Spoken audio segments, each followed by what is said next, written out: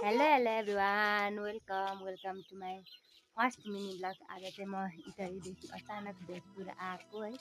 Mummy बाबा कसैलाई पनि नभनिकन सरप्राइज दिनको लागि भनेर म चाहिँ भोजपुर आएँ। साथीहरू मम्मी बाबाहरूको रियाक्सन चाहिँ खत्तै थियो। त्यतिखेर चाहिँ मैले भिडियो खिच्न पाइनँ होइन। त्यही पनि रियाक्सन एकदम वाउ खालको थियो। अनि मेरो माइला भेना चाहिँ मलाई एकचोटि देखेर एकचोटि गरिराख्नु भएको क्या, बोल्नु नै भएन उहाँ त। अनि आज भोजपुरतिरको मौसम चाहिँ एकदमै धेरै राम्रो छ। मेरो छोरा चाहिँ यहाँ हेर्नु न, आएदेखि पानी खेलेको खेलै छ।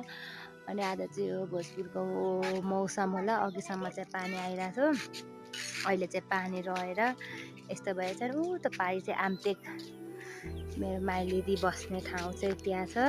अनि यहाँ चाहिँ हेर्नु कति राम्रो राम्रो फुलहरू फुलिरहेको छ। अनि यता पनि मम्मीले हेर्नु न फुलहरू रोप्नु भएको रहेछ है। यहाँ पनि फुलिरहेछ फुल। अनि हाम्रोमा चाहिँ कति धेरै काँक्रा पनि छ। गाइजहरू हेर्नु, खानुहुन्छ भन्ने आउनुहोस् है। अनि यो चाहिँ मेरो छोरी, भाइ पनि लिएर आऊ। गुनगुन हेलो गाइजहरू, आज तिमीहरूलाई म चाहिँ आएर कस्तो लागिरहेको छ? राम्रो लागिरहेको छ। साथीहरू उनीहरू चाहिँ खेलिरहेका छन्। यो चाहिँ हाम्रो पछाडिको बाटो चाहिँ अस्ति आउँदा चाहिँ यस्तो थिएन, अहिले चाहिँ यस्तो भइसकेको छ। यहाँ चाहिँ हुनुहुन्छ हाम्रो मम्मी, बिउ काट्दै हुनुहुन्छ। कोदो रोप्ने खेताला हुनुहुँदो रहेछ।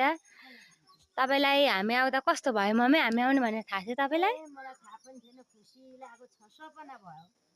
म चाहिँ कसैलाई नभनिकन आएको नि त। गर्नुपर्छ बाटोमा, के थाहा पनि। त्यही भएर साथीहरू म चाहिँ मम्मी बाबालाई सरप्राइज दिन भनेर आएको थिएँ आज। मेरो नानीको बाबा पनि यतै हुनुहुन्छ, उहाँलाई पनि थाहा छैन, हामीले भनेको छैनौँ उहाँलाई पनि। उहाँ पनि आउँदै हुनुहुन्छ।